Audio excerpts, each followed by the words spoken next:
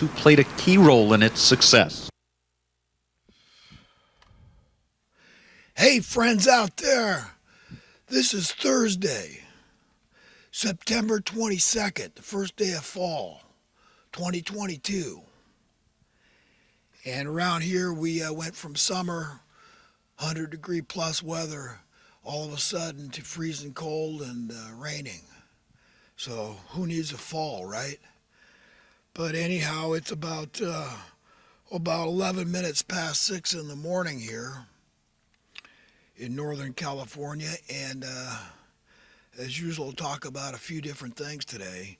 I hope everybody's doing as well as they can in this crazy-ass crap hole of a world, only because it's run by money-loving, misery-inducing madmen, who have nothing better to do except make other people's lives miserable. Hence the saying, misery loves company. These are some mean MFers, friends. And, that's really about all you need to know about the people running the show. They're the ones that create the policies that the masses have to live under. And these people just cannot relinquish control. And the way they maintain control is all through the monetary, money-based system. It's very, very powerful, very, very, very effective at controlling the masses. And you see how miserable people are when the cost of living goes up.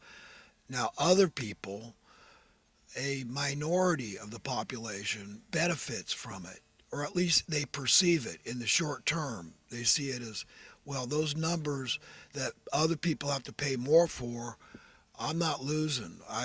I'm raising the price of this or that, and I can do that. I get away with it because I'm in a particular niche market, and I can do that because I have a lot of power and control. I mean, you look at the supermarkets, they don't hesitate.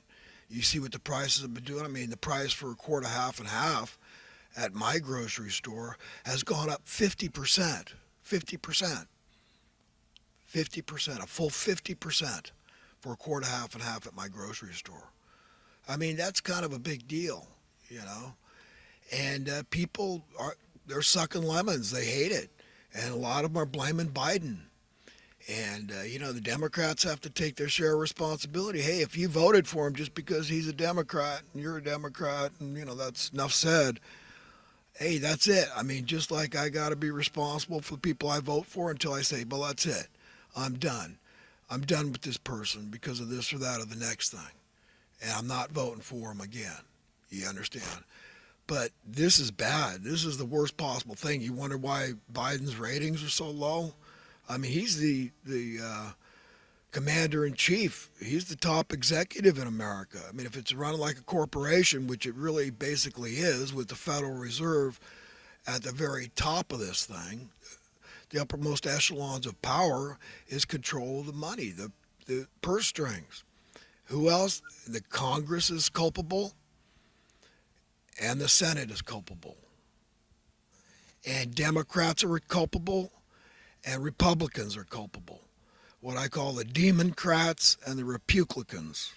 Okay, I got very little regard, other than being my brothers and sisters, but they are my enemies. I'm commanded by Christ to love them, really love them. And that's some tough love. That's what it is, because it's like, you are really making people's lives miserable, okay? Do you understand the implications of what you're doing? The ramifications on the general population is bad. Up one side, down the other, and to the nth degree. It's making people miserable, and it's completely fictional. It's made up. It's concocted. You're doing it on purpose. This is the way you steal from the public. This is the way you get the poor to pay the taxes, even to the point of giving their lives, blood, dying out on the streets, homeless, while we're willing to spend $100,000 a year or thereabouts to keep one prisoner, one inmate, one criminal in jail for 1 year here in California. And it's probably close behind in other states. These are criminals. They don't have to work. You can't force them to work. There's no such thing as forced labor. That's called slavery anymore. but a lot of them want to work because that's just natural. It's unnatural not to want to serve and be grateful of it. Yeah, hey, if somebody's providing your meals, 3 hots and a cot, they take a hot shower, a bed to sleep in, hey, if free medical, free help integrating back into society when you're released, all this we cater to these criminals. But yet, if you're just desperately poor out there and you don't want to resign yourself to being a criminal for very good logical reasons, I mean, I don't want to be. I meet these people all the time. I go out of my way to meet homeless people. I mean, you never know when you're meeting a plant. And what I mean by that is, who knows? Maybe it's an angel. Maybe it's Jesus just looking slovenly. Christ said, that's me out there. And look at how we think of these people, how we treat them. I mean, do you think God is pleased with our spirit, with our attitude toward these people? In America, the richest country in the world, the land of opportunity. You know, we attract all the go-getters from all over the world. What do you think that does to the lives of the Americans that just want to be kind of laid back? What do you think that when they buy up all the houses and then they jack up the rents and they gentrify and they profiteer and, hey, I'm a good capitalist. If you're not a capitalist, get out of America. Go to the country I came from. And all these people have a benefit too, because they're heroes in their homeland, because they can go there and they can live like kings and they can lavish money on their relatives and really be the hero in their land. And plus, I mean, how great would it be to have 2 citizenships, one from Mexico, let's say, and an American? You know, you don't even have to be a citizen here. They don't care. Just come and work, man. We want grateful, young, strong laborers, you know, that really, hey, they know what hardship is. These dumb, lazy Americans, they don't know. What do they know? They're cocky, stupid, greedy minimum wage workers. What are they bitching and moaning? Shut up. We'll show you. We're bringing in young, strong immigrants every day to show you. Go-getters, man. Oh, yeah, baby. Yeah. They'll walk all over you laid-back Americans.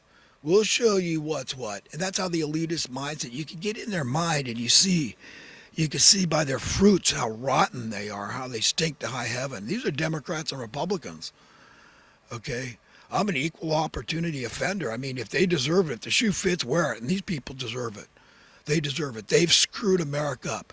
My whole stinking life, while it's been great, I've had a great life, friends. I've done a lot of cool stuff. I had a really cool dad, was very adventurous, man. I was sailing the Mediterranean Sea when I was a boy. I've been to Spain. I've been to Ibiza. I lived on Malta, man. I lived in Ireland. I lived in England. Yeah, I had a cool upbringing. He was a shipbuilder, boat builder. He was a Marine during the Second World War, stationed on the battleship Iowa. He told me stories of how he used to practice with the 50 millimeter guns. Teenage boy putting his life on the line. I admire that guy. I'm lucky I got to spend time with him before he left. But you know, I've had a great life. I call my hometown Santa Cruz, California. Man, I got to surf. I got to ride motorcycles. I had a wonderful car when I was 16. I worked at an industrial laundromat, saved up over the summer when I was a teenager, and bought a '65 Mercury Comet. Man, what a car! Off the lot, Big E Motors. Across the street from the DMV, which used to be on May Avenue in Santa Cruz. Big E Motors, I remember to this day. Canary yellow. I don't even like coupes, but this was a coupe. Canary yellow, '65 Mercury Comet.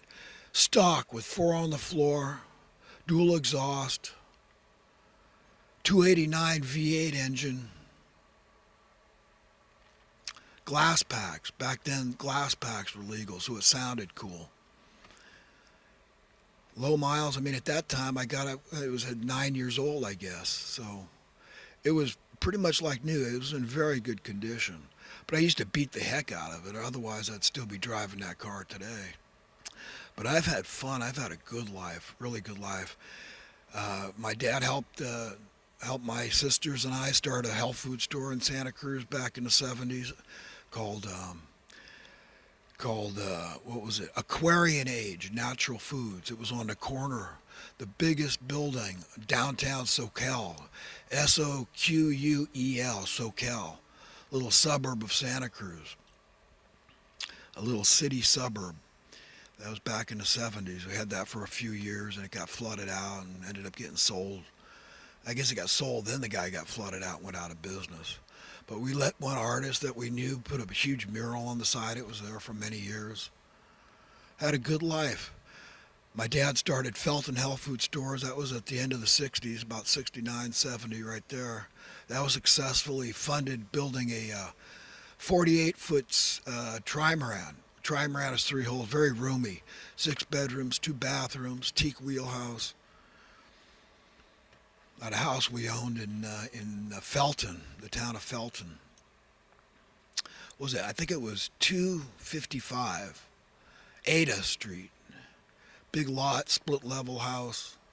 I've had a good life, friends. Went to Santa Cruz High, had a lot of good friends, did a lot of hearty partying and trips to Baja California surfing with my buddies and girls involved, the whole bit, man.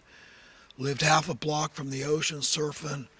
You get this great tan and your hair turns blonde and all the girls want to be with you. Oh, the guy's right out of high school and he owns his own business, you know. I've had a good life, really good. To this day, I have a good life. I just got notified by my youngest daughter, who's in her mid-30s, that she's pregnant. I'm expecting to be a grandpa for the first time.